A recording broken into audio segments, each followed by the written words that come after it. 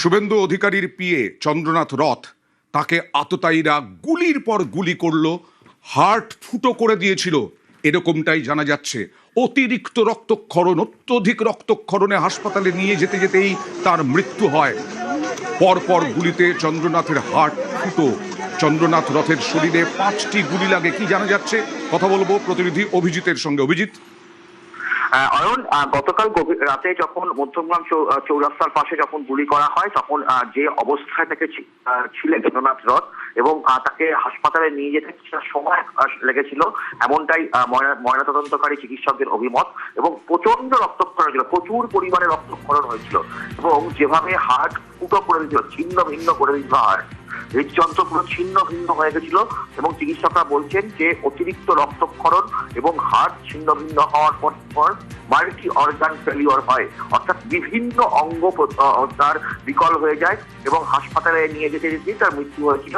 এবং বারাসাত মেডিকেল কলেজে আজ তার ময়নাতদন্ত করা হয় এবং চিকিৎসকদের প্রাথমিক অভিমত যে হার্ট ফুটো হওয়ার কারণে এবং অতিরিক্ত রক্তক্ষরণ হওয়ার জন্য মাল্টি অর্গান ফেলিওর হয়েছিল এবং সেই মাল্টি অর্গান ফেলিওর হয়ে মৃত্যু হয়েছিল।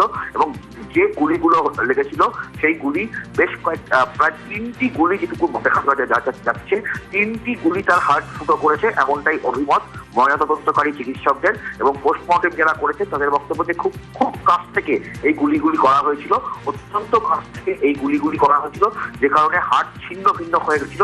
এবং যে কারণে যে বেসরকারি হাসপাতালে নিয়ে যাওয়া হয়েছিল সেখানে কর্তব্যরত চিকিৎসকরা তাকে সিপিআর দেওয়ার চেষ্টা করেছিল, সিপিআর দেওয়াতেও কোনো লাভ হয়নি, তাকে ব্রড ডেড ঘোষণা করা হয়। এবং আজকে যখন পোস্টমর্টেম করা হয়, পোস্টমর্টেমেও ময়নাতদন্তকারী চিকিৎসকরা তারাও যেটা জানিয়েছেন যে প্রভূত পরিমাণে রক্তক্ষরণ হয়েছিল তার শরীরে থেকে এবং সেই কারণে হার্ট ছিন্ন ভিন্ন হয়ে গেছিল এবং এরই ফলে মাল্টি অর্গান ফেলিওর হয়ে শুভেন্দু অধিকারীর আত্মসহায়ক চন্দ্রনাথ রথ। অভিজিৎ সঙ্গে থাকো। আমি একবার নিউজ 18 বাংলার দর্শকদেরকে জানাই যে আমরাই বলছিলাম যে দুদিক থেকেই হামলা চালিয়েছে আততায়ীরা, গুলি চালিয়েছে, পরপর গুলি 1 মিনিটে শেষ করে দিয়েছে একদম চন্দ্রনাথ রথকে।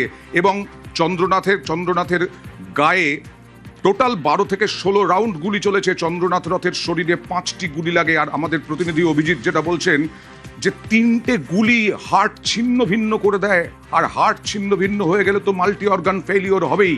গুলিতে ঝাঁঝরা হয়ে গেছিলেন চন্দ্রনাথ রথ, শরীরে ঢুকেছে 5টি গুলি।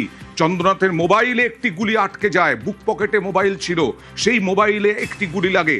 আবারও চলে যাব অভিজিতের কাছে। অভিজিৎ, হার্ট ছিন্ন ভিন্ন হয়ে যাওয়া মানে তো সেখানেই শেষ।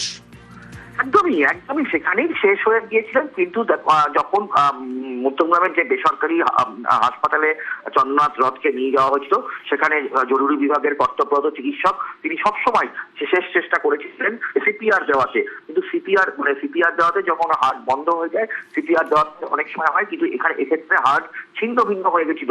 মানে আজকে যখন পোস্টমর্টেম যখন করা হয় ময়নাতদন্তকারী চিকিৎসকরা তারা বলছেন যে এতটাই ক্লোজ রেঞ্জ থেকে, মানে আমরা যেটা বলি পয়েন্ট ব্ল্যাঙ্ক রেঞ্জ, সেটা পয়েন্ট ব্ল্যাঙ্ক রেঞ্জ থেকে এরকম পরপর গুলি করা হয়েছিল এবং সেই পরপর গুলি তার বাঁ দিকের হার্ট একদম ছিন্ন ভিন্ন করে দেয় এবং সেখানে ক্ষত বিক্ষত এবং এতটাই রক্তক্ষরণ হয়েছিল যে কারণে মাল্টি অর্গান ফেলিওর হয়েছিল।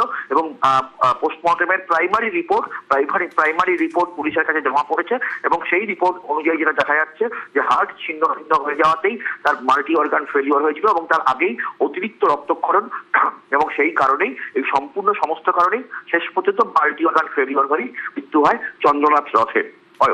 ওকে, এরপরে দুষ্কৃতীদের কত দ্রুত পদক্ষেপ করতে পারে